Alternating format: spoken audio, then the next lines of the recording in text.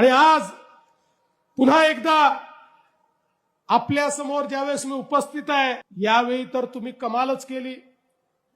सुरुवातीला चौकार मारला, 4 नगरसेवक बिनविरोध धुळ्यामध्ये तुम्ही निवडून आणले. आता आपले नगरसेवक बिनविरोध आले तर काही लोकांना मिरची लागते. अब तुमको मिर्ची लगी तो मैं क्या करूं. अरे या ठिकाणी देशाच्या लोकसभेमध्ये 35 खासदार बिनविरोध आले आहेत. 35 खासदार, आणि त्यापैकी 33 खासदार काँग्रेसच्या काळात आले आहेत.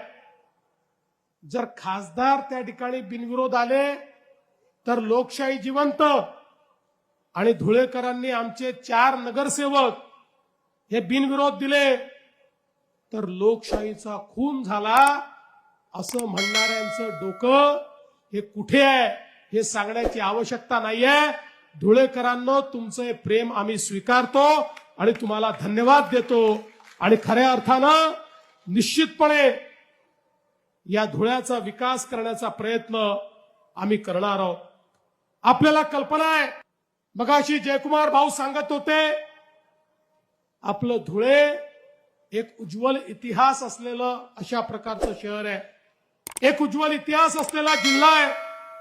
एका अर्थानं महाराष्ट्राचं प्रवेशद्वार आहे. एकीकडे गुजरात आहे, दुसरीकडे मध्य प्रदेश आहे.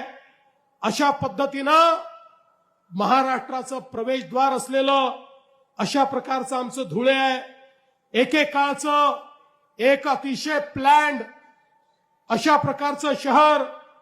पण हे खरं आहे की या शहरामध्ये अनेक वर्षात विकासाचं काम न झाल्यामुळे शहराची अवस्था अत्यंत बिकट झाली, हे देखील आपण बघितलं. पण बंधू भगिनींनो, 2003 साली स्थापन झालेल्या या महानगरपालिकेने पहिल्यांदा विकास जर बघितला असेल तर तो भाजपच्या काळामध्येच बघितला, हे देखील या ठिकाणी मान्य करावं लागेल. आणि लवकरच 2 वर्षांनी ही महानगरपालिका रौप्य महोत्सव साजरा करणार आहे.